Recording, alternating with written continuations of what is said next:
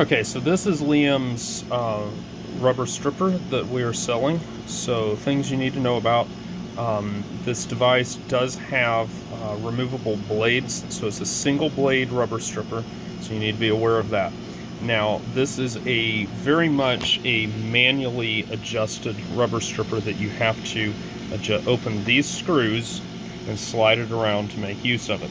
So what I'm going to do is I'm going to kind of show you how that takes place. I'm going to have to put this in selfie mode because I don't have a good way to hold the camera here and do this, so hopefully it works out. So what we're doing at this point is, you can see me,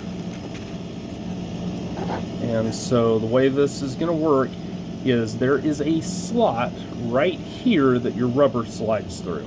And again, this is mirrored, so you need to be aware of that.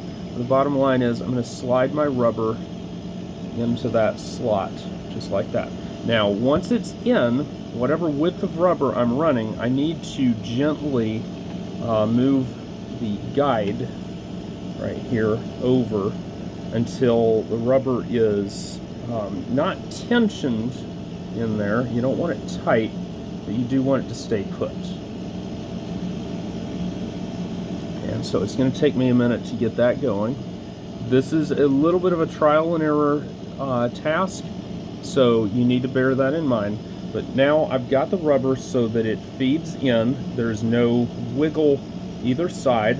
And you need to make sure that this piece is gently in place along its full length. This is a because this is a simple low-cost device, you have to bear in mind that it does not have all of the features of a high-dollar rubber stripper, but if you take the time to set it up correctly, it will perform. So once you have that set, you're going to want to tighten your screws down. Now this one, because I'm just cutting a random width that I'm stripping down to, I have not adjusted this one, but what I am going to do is I'm going to tighten down the other side just enough so that I can, screws binding a little bit, and I'm running too small of a screwdriver at the moment.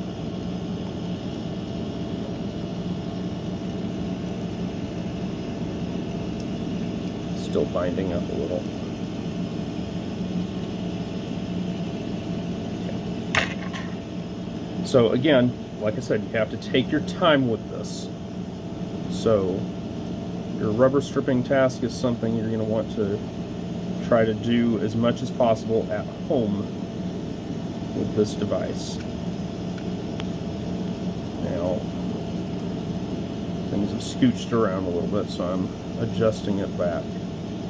I don't have it tightened down all the way. I just want it enough that we feed in. Alright, so once you have the rubber feeding in, all you have to do is press in a little bit so that the rubber is up against the blade.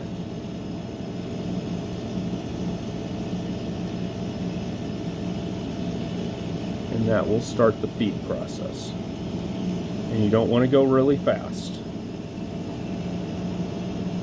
But as you take your time, rubber starts feeding out just like that. And the important thing that, so on the first little bit of the rubber, the thickness is inconsistent right here, so you want to snip off the first inch of the rubber and not use it. So if you're cutting rubber pre-cut to size, as far as length, you're going to want to snip off, you're going to compensate, you want to cut it over length. But once that's done, you can just start stripping this out, and away it goes. Alright, just to show you a little more here, so I'm going to keep cranking. And very important that you don't have any tension on this back here. But as I keep cranking, it keeps cutting. You can see the rubber is just gently feeding right in there.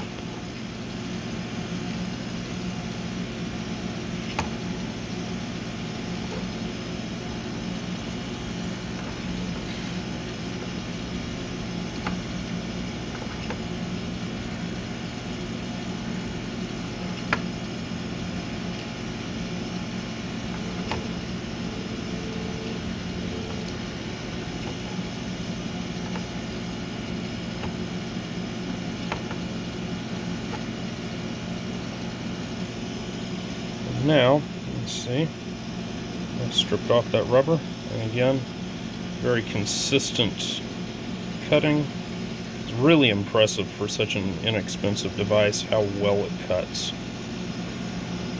So, again, some trial and error required, but it also doesn't cost $1,000, so consider that.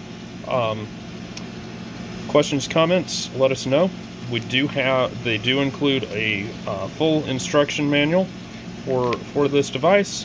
One thing to check very carefully for is this screw likes to come out, so you'll have to make sure that that nut is in place and keep an eye on that. Other than that, I haven't noticed any other issues. The blades do dull at regular intervals, and we do have spare blades.